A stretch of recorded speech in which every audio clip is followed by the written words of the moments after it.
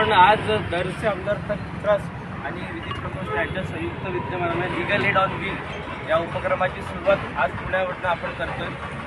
मागच्या 15 फेब्रुवारीला मुंबईला जस्टिस कर्णिक यांच्या हस्ते या लीगल एड ऑन व्हीलचं उद्घाटन झालेलं आहे आणि एकंदरीत दरसे आमदार ट्रस्ट काय काम करते आणि दरसे आमदार ट्रस्टच्या वतीने भारतातला पहिला उपक्रम आहे हा लीगल एड ऑन व्हीलचा।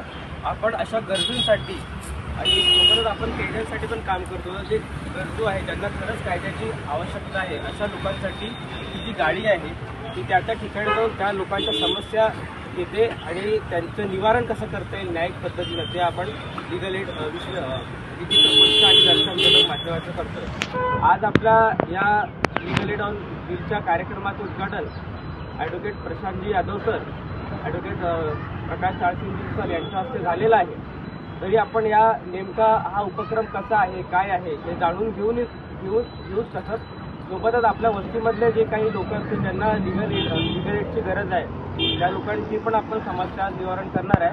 तत्पूर्वी दोन्ही आपले जे प्रमुख आहेत यांचा परिचय मी ॲडव्होकेट केताराम सरांना विनंती परिचय करून द्यावा, प्रकाश सरांचा आणि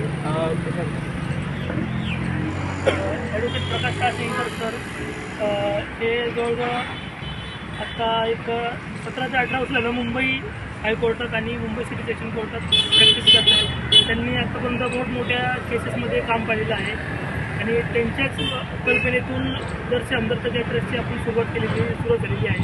मागील 2 वर्षापासून अतिशय जोमाने आपण काम करत जवळजवळ 600पेक्षा जास्त कैद्यांना जेलमधून फ्रीमध्ये आपण त्यांना मदत करून त्यांना जेलमधून बाहेर काढलेलं आहे आणि एवढ्या जेलमध्ये पण आता हे काम अतिशय चांगल्या पद्धतीने चालू आहे आणि आता त्यातच दरसे आमदारकडून नवीन इनिशिएटिव्ह म्हणून लीगल एड ऑन व्हील हा उपक्रम चालू झालेला आहे। त्याचबरोबर ॲडव्होकेट प्रशांत यादवजी सर